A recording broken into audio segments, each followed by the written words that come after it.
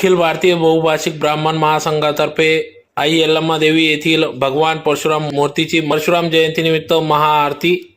याबाबत अधिक वृत्त अशी की गेल्या अनेक वर्षापासून म्हणजेच 15 ते 16 वर्षापासून या ठिकाणी अखिल भारतीय बहुभाषिक ब्राह्मण महासंघाच्या वतीने या ठिकाणी मूर्तीची स्थापना करण्यात आली होती। धुळे शहरातील यल्लम्मा देवी माता मंदिर या ठिकाणी या मूर्ती या ठिकाणी बसवण्यात आली। त्याचं विधिवत पूजा दरवर्षीप्रमाणे सालाबादाप्रमाणे परशुराम जयंतीनिमित्त या ठिकाणी अखिल भारतीय बहुभाषिक ब्राह्मण महासंघाचे वतीने यावेळी अखिल भारतीय बहुभाषिक ब्राह्मण महासंघाचे अध्यक्ष ॲडव्होकेट माधव प्रसाद वाजपेयी यांच्या अध्यक्षतेखाली सदर या ठिकाणी दरवर्षी कार्यक्रम आयोजन करण्यात येत असतो। महाआरतीचे आयोजन करण्यात येत असते। यावेळी या ठिकाणी मदनलालजी मिश्रा, उपेंद्र आरतीकर, VN पाठक, सतीश शुक्ल, शेखर कुलकर्णी, स्वीकृत नगरसेवक ओम खंडेलवाल, कॉन्ट्रॅक्टर केदार जोशी, शेखर कुलकर्णी, निर्मल शर्मा, किशोर अग्रवाल, शरद शुक्ल, संजय अवस्थी, आनंद कुलकर्णी,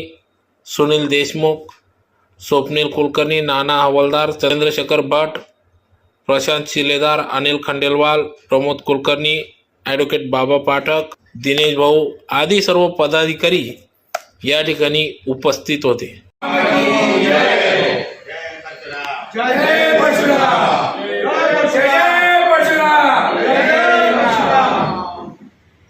बोल परशुराम भगवान की जय। बोल भगवान परशुराम भगवान की जय।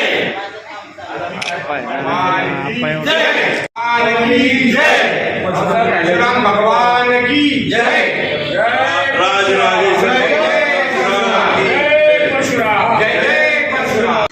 अखिल भारतीय बहुभाषिक ब्राह्मण संघातर्फे दरवर्षी परशुराम जयंती साजरी केली जाते। परशुराम हे दुष्टांचा संहार करणारे आणि सज्जनांचा रक्षण करणारे असे होते। कार्तवीर्य नावाच्या राजाची कथा आहे।